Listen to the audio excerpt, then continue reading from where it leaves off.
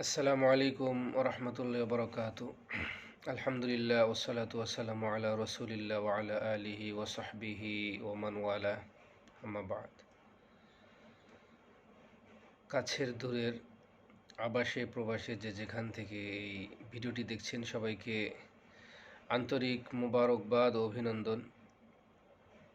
সবাইকে জানাই ঈদুল আজহার শুভেচ্ছা। ঈদ মুবারক, তাকাব্বালাল্লাহু মিন্না ওয়া মিনকুম সালিহাল আমাল, কুল্লু আম ওয়া আনতুম বিখাইর। প্রিয় দর্শক, গতকাল ঈদের নামাজের পরে ছোট্ট একটা সংক্ষিপ্ত পরিসরে একটি ভিডিও বানিয়েছিলাম তাকবীরে তাশরিকের উপর। কথিত একজন লামাজাবি শায়েখ, সাইফি সাহেব ওনার নাম, উনি একটি জুমার আলোচনায় বলেছিলেন যে তাকবীরে তাশরিক আমাদের সমাজে প্রচলিত, এটা বিশুদ্ধ হাদিসে প্রমাণিত নয়। এবং তিনি আরেকটু আগে বেড়ে গিয়ে কথা বলেছেন যে এই হাদিসটি জাল। আল্লাহ রাসূলের পক্ষ থেকে কোনো সহিহ হাদিস বর্ণিত নেই, এমনকি এই তাকবীরে তাশরিক এটা হলো জাল। তবে উনি বলেছেন যে জায়েজ হিসেবে কেউ পড়তে পারে। তো আজকে আমি গতকাল উপস্থিত যা ছিল তা দিয়ে আমি কিছুটা কথাবার্তা বলেছি, যা আপনারা শুনেছেন যারা ভিডিওটি দেখেছেন। আজকে একটু বিস্তারিত পড়াশোনা করেছি দুটো কিতাবে।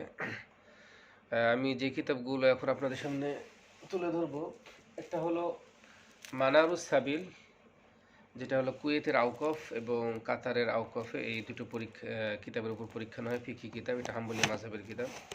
আমি হাম্বলি মাযহাবের কিতাব থেকেই দলিল দেওয়ার চেষ্টা করব, কারণ আমি যদিও হানাফি মাযহাবের উপর পড়াশোনা করেছি। আর আরেকটা হলো ফিকহুস সুন্নাহ, এটাও সালাফিদের প্রসিদ্ধ একটা কিতাব এবং আহলে হাদিসদের কাছে এটা অনেক সমাদৃত কিতাব। এই দুই কিতাব থেকে আমি বিষয়টা আলোচনা করার চেষ্টা করব। আমি এখানকার কিতাব থেকেই আলোচনা করছি, কারণ আমার কাছে এখন তো হানাফি মাযহাবের কোনো কিতাব এখানে নয়। আর আমরা এখানে যেহেতু মসজিদে ইমামতি করি, এই জন্য এখানকার মাসালা মাসাইল, এখানকার যে ফতোয়া, এগুলো এই কিতাবগুলো থেকেই মোতালা করে চলার চেষ্টা করছি। তবে যে দলিলগুলো দিচ্ছি সালাফের অর্থাৎ সালাফদের এই কিতাব থেকে, অর্থাৎ সালাফি, তো এই কিতাবগুলোতেও এই তাকবীরে তাশরিকের পক্ষে আপনার দলিল আছে।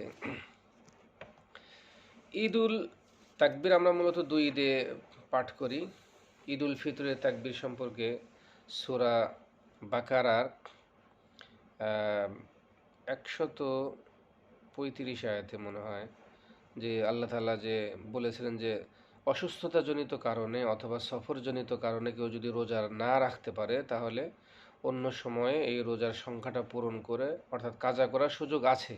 এই আয়াতের শেষে আল্লাহ তাআলা বলেছেন অলিতুকমিলুল ইদ্দাতা ওয়ালিতুকাব্বিরুল্লাহ আলা মা হাদাকুম ওয়াবাশশিরিল ওয়ালাআল্লাকুম তাশকুরুন, যাতে তোমরা রমজানের সংখ্যাটা, রোজার সংখ্যাটা পূর্ণ করতে পারো।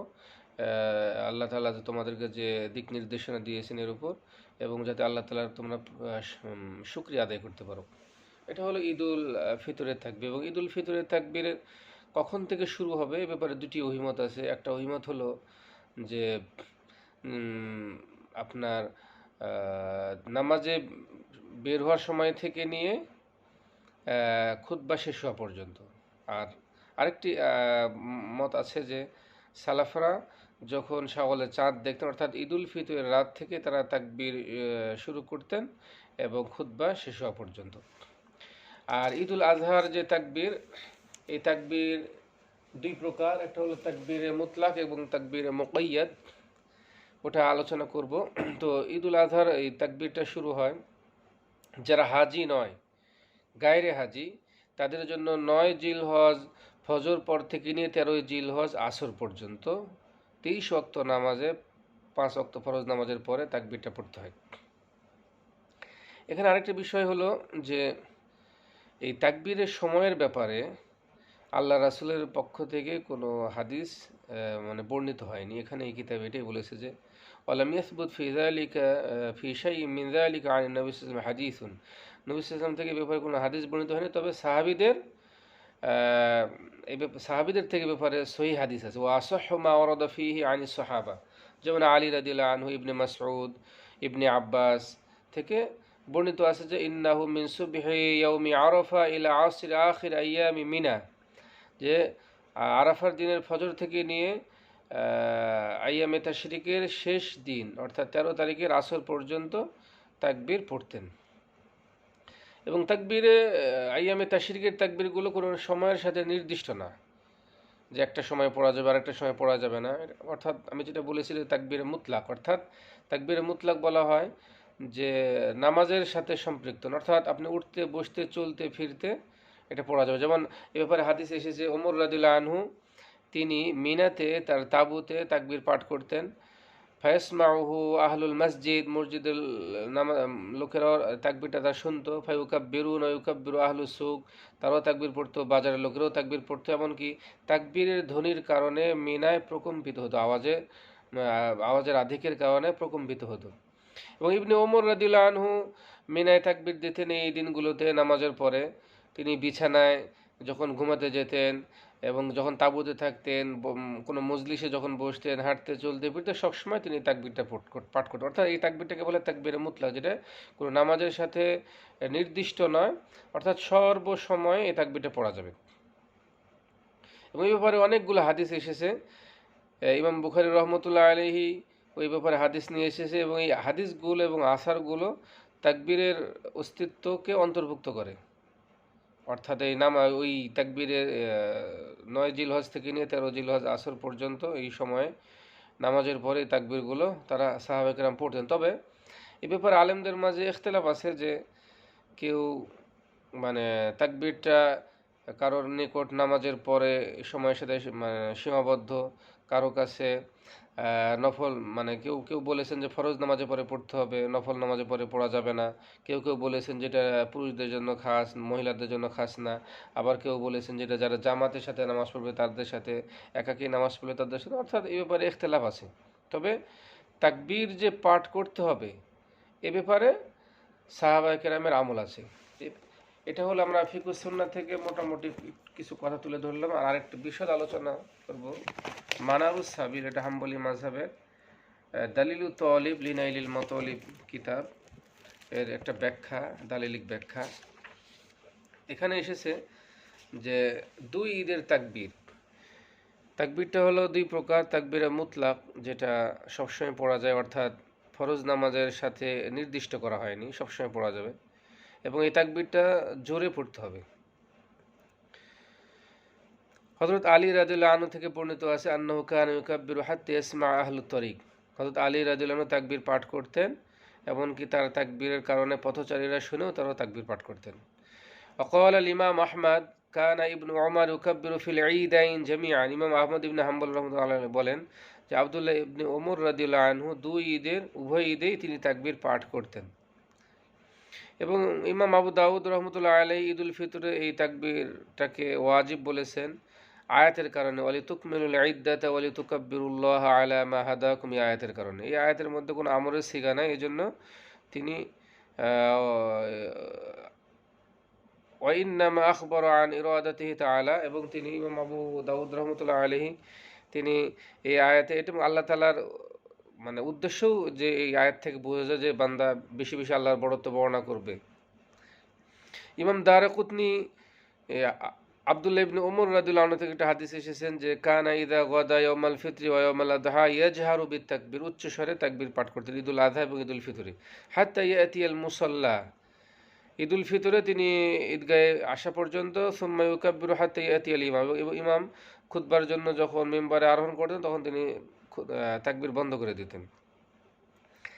আর এই তাকবীরে মুতলাকটা আশারে জিলহজের সব সময় পড়া যাবে। ইমাম বুখারী রহমতুল্লাহ আলাইহি একটা হাদিস নিয়ে এসেছেন, ইবনে ওমর কানা ইবনে ওমর ও আবু হুরায়রা ইয়াখরুজান ইলা সুক ফি আইয়ামিল আশরি ইউকাব্বিরান ওয়া ইউকাব্বিরুন নাস বিতাকবীরিহিমা। যে আব্দুল্লাহ ইবনে ওমর এবং আবু হুরায়রা দুজনেই বাজারে যেতেন আইয়ামে আশার অর্থাৎ জিলহজের প্রথম দশকে, তারা তাকবীর পাঠ করতেন, মানুষও তাদের সাথে সাথে তাকবীর পাঠ করতেন। আর আরেকটা তাকবীর হলো তাকবীরে মুকাইয়াদ, যেটা ঈদুল আযহার সাথে সম্পৃক্ত, এবং প্রত্যেক ফরজ নামাজের পরে জামাতের সাথে নামাজ পড়ার পরে এই তাকবীরটা পাঠ করতে হয়। ইমাম আহমদ ইবনে হাম্বল রহমতুল্লাহ আলাইহিকে জিজ্ঞাসা করা হলো যে আপনি কিসের ভিত্তিতে এই তাকবীরটা পাঠ করেন। যে قيل لأحمد بأي شيء تذهب إلى أن التكبير من صلاة فجر يوم عرفة إلى آخر أيام التشريق। 9 জিলহজ ফজর থেকে দিয়ে 13 জিলহজ আসর পর্যন্ত যে তাকবীরটা পড়তে হবে, এটার কিসের ভিত্তিতে আপনাদের কাছে আপনারা বলেন? তিনি বলেছেন ক্বালা বিল ইজমা'i আন উমর ওয়া আলী ইবনে আব্বাস ইবনে মাসউদ রাদিয়াল্লাহু আনহুম, যে চারজন সাহাবীর এর উপর ইজমা আছে, আব্দুল্লাহ ইবনে ওমর, আলী রাদিয়াল্লাহু আনহু, ইবনে আব্বাস এবং ইবনে মাসউদ। এবং সাইফি সাহেব যেটা বলেছেন যে এটা আল্লাহ রাসূল থেকে এই তাকবীরটা প্রমাণিত নয় বা সহিহ হাদিসে নেই। এ ব্যাপারে হাদিসে এসেছে, উনি হয়তো হাদিসটা পড়েননি বা পড়েছেন কি না, সারা বিশ্ব যখন একটা আমলের ওপর আমল করছে, হঠাৎ করে উনি এসে এই প্রথম ফতোয়া দিলেন যে আল্লাহ রাসূলের পক্ষ থেকে কোনো সহিহ হাদিস নেই, এটা হলো জাল। তো আমি আপনাদের সামনে হাদিসটা পেশ করছি। এই হাদিসটি বর্ণনা করেছেন ইমাম দারকুতনি জাবের রাদিয়াল্লাহু আনহু থেকে। عن جابر بن عبد الله رضي الله عنه أن النبي صلى الله عليه وسلم صلى الصبح يوم عرفة। আরাফার দিনে ফজরের নামাজ পড়লেন। ثم أقبل علينا, এরপর তিনি আমাদের অভিমুখী হলেন। فقال الله أكبر, আল্লাহু আকবার এই তাকবীর বললেন, অমাদ্দাত তাকবীর এবং উচ্চস্বরে বললেন। ইলা আখির আইয়ামি তাশরিক, আইয়ামে তাশরিকের শেষ দিন পর্যন্ত, অর্থাৎ 13 জিলহজ আসর পর্যন্ত। এই একটা হাদিস। আর আরেকটি হাদিসে, এটাও জাবের রাদিয়াল্লাহু আনহু থেকে মারফু সনদে বর্ণিত আছে যে এই তাকবীরটা আল্লাহ রাসূল 2 বার করে বলেছেন। বিভিন্ন জায়গায় কোনো হাদিসে এসেছে যে আব্দুল্লাহ ইবনে মাসউদের এক রিওয়ায়াতে এসেছে 3 বার বলতেন আল্লাহু আকবার, আল্লাহু আকবার, আল্লাহু আকবার। আরেকটি বর্ণনা এসেছে যে 2 বার বলতেন। তো এই কিতাবে এখানে লিখেছে মুফসানিফ রাহমাতুল্লাহ আলাইহি যে ওয়াসিফাতুহু শাফআন, এই তাকবীরটা 2 বার করে বলতে, আল্লাহু আকবার, আল্লাহু আকবার, লা ইলাহা ইল্লাল্লাহ, আল্লাহু আকবার, আল্লাহু আকবার, ওয়ালিল্লাহিল হামদ। এই হাদিসটি হযরত জাবের রাদিয়াল্লাহু আনহু থেকে বর্ণিত। তিনি বলেছেন কানান নবী ইযা সাল্লা সুবহা মিন গাদাতি ইয়াউমি আরাফা, আরাফার দিনে যখন ফজরের নামাজ পড়তেন, আকবালা আলা আসহাবিহি ফায়াকুল, তিনি তার সাহাবীদের দিকে মুখ করে বলতেন আলা মাকানিকুম, তোমরা তোমাদের জায়গায় বসে থাকো। ওয়াকুল, এবং তিনি বলতেন আল্লাহু আকবার, আল্লাহু আকবার, লা ইলাহা ইল্লাল্লাহ, আল্লাহু আকবার, আল্লাহু আকবার, ওয়ালিল্লাহিল হামদ। এই হাদিসটা ইমাম দারকুতনি বর্ণনা করেছেন। তবে এই হাদিসের সনদের ক্ষেত্রে কেউ কেউ এই হাদিসটাকে যঈফ বলেছেন। যেমন এই হাদিসটাকে কেউ কেউ দুর্বল বলার চেষ্টা করেছেন। যেমন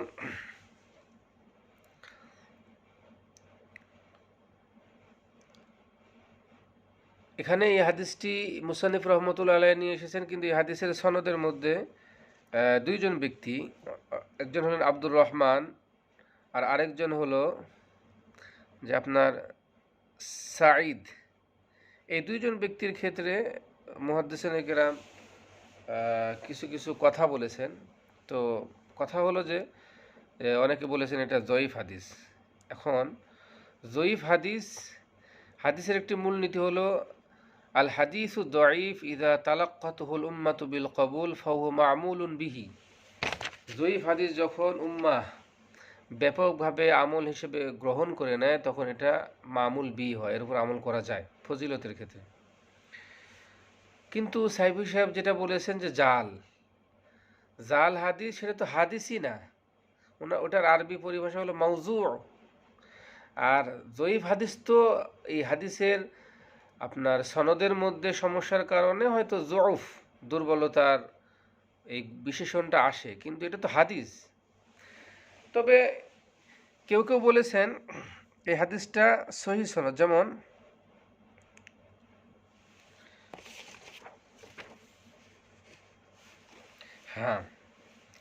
কানা রাসূলুল্লাহ সাল্লাল্লাহু আলাইহি ওয়াসাল্লাম ইয়াজহারু ফিল মাকতুবাত বিবিসমিল্লাহির রহমানির রহিম ওয়া কানাত ইয়াকুনুতু ফি সালাতিল ফজর ওয়া কানা ইউকাব্বিরু মিন ইয়াউমি আরাফা সালাতাল গাদাত ওয়া ইয়াকতাউহা সালাতাল আসরি আখির আইয়ামি তাশরিক। রাসূল সাল্লাল্লাহু আলাইহি ওয়াসাল্লাম ফরজ নামাজে বিসমিল্লাহ উচ্চস্বরে পড়তেন, ফজর নামাজে কুনুত উচ্চস্বরে পড়তেন এবং তিনি আরাফার দিন ফজর নামাজে উচ্চস্বরে তাকবীর দিতেন এবং এই তাকবীরটা তিনি বন্ধ করে দিতেন আইয়ামে তাশরিকের শেষ দিন অর্থাৎ 13 জিলহজ আসরে। এই যে এই হাদিসটাকে হাদিসুস সহিহুল ইসনাদ, এই হাদিসের সনদের ব্যাপারে এই হাদিসের শেষে মুসান্নিফ রহমতুল্লাহ বলছেন যে এই হাদিসের সনদটা হলো সহি। লা আ'লামু ফি রুয়াতিহি মানসুবান ইলাল জারহি, এই হাদিসের যারা বর্ণনা করেছেন তাদের ব্যাপারে জারাহ তাদিলের কোনো সম্পর্ক আছে বলে আমার জানা নাই। এবং ওয়াকাদ রুবিয়া ফিল বাব আন জাবির ইবনে আব্দুল্লাহ গায়রি, এবং এই অধ্যায়ে জাবির ইবনে আব্দুল এবং অন্যান্য থেকে এইরকম একই শব্দে হাদিসটি বর্ণিত আছে। যেমন ইবনে ওমর, ইবনে মাসউদ, ইবনে আব্বাস থেকেও হাদিসটি এসেছেন ফাসহিহুন সুম্মা সাকার রিওয়ায়াত আনহুম, এবং তাদের সম্পর্কে আরও অনেক রিওয়ায়াত এসেছে। এবং ইমাম যাহাবী রহমতুল্লাহ আলাইহি তার মুখতাসারের মধ্যে বলেছে ইন্নাহু খাবারুন ওয়াহ। তো মূল কথা হলো যে আল্লাহ রাসূল, যদিও জয়ীফ হাদিস আছে সনদের ক্ষেত্রে, কিন্তু আল্লাহ রাসূল এই তাকবীর পাঠ করেছেন এবং সাহাবীদেরও আমল থেকেও পাওয়া যায় এবং এর উপর ইজমাও আছে। সুতরাং এই তাকবীর নিয়ে বিভ্রান্তি সৃষ্টির কোনো অবকাশ থাকে না। সাইফি সাহেব সুতরাং যে কথাটা বলেছেন এটা অসম্পূর্ণ কথা, এটা তিনি হয়তো পড়াশোনা করেননি বা না পড়াশোনা করেই নিজের অজান্তেই হয়তো ভুলভাল জাতীয় কোনো কিছু বলেছেন। আল্লাহ তাআলা আমরা যা কিছু বললাম শুনলাম এবং আমল করার তৌফিক দান করবেন। আসসালামু আলাইকুম।